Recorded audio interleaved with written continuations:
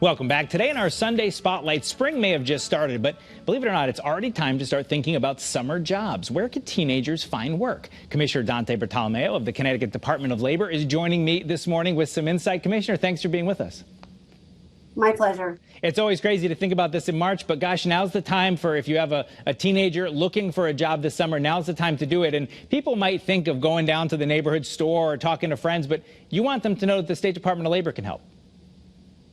Yeah, absolutely. I would recommend that they go to one of the 5 regional workforce development boards, because that's where the funding that the state and federal programs are administered through, and the folks at the American Job Centers and the workforce development boards can help them find subsidized youth employment.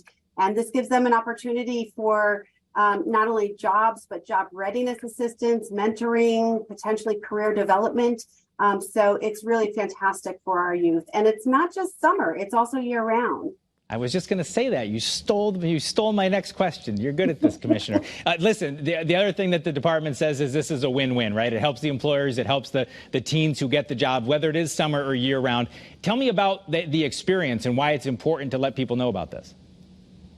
Yeah, it's really great. I mean, it serves folks from youth from 14 to 24.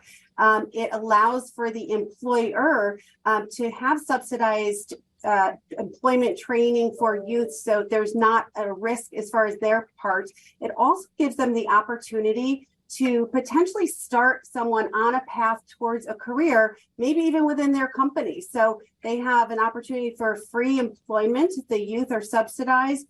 Maybe they can train and engage interest in their company in the future, developing a stronger workforce pipeline for that employer. Could even turn into a registered apprenticeship or apprenticeship.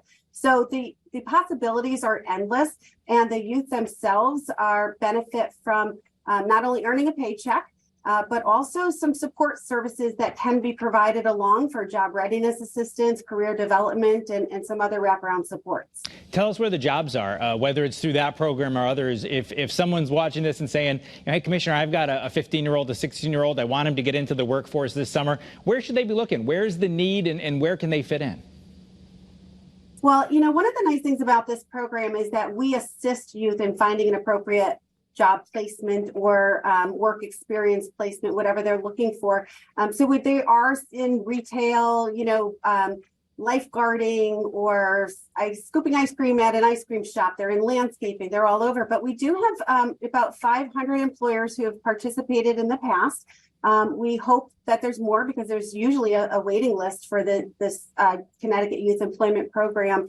And so sometimes what happens, which is really nice, and we've seen this, is that an employer of a little bit more skilled, occupation may bring on youth, get them interested in their field, have an opportunity for a 6 to 8 week initial training, and then it develops into something more, whether that's after they graduate high school, college, or their technical school, could develop into a registered apprenticeship program. So there's so many opportunities to really connect in the beginning, whether they want just a job for the summer or whether they want the potential of a career building experience. I know we want to go on to some other things just to talk generally about the job market out there. But before we do, let's stick with youth employment one more second. If people want this, tell them again, if they're interested, saying, hey, this sounds great for someone in my life, where do they go to find out more? So they can definitely go to the Connecticut Department of Labor homepage on our website.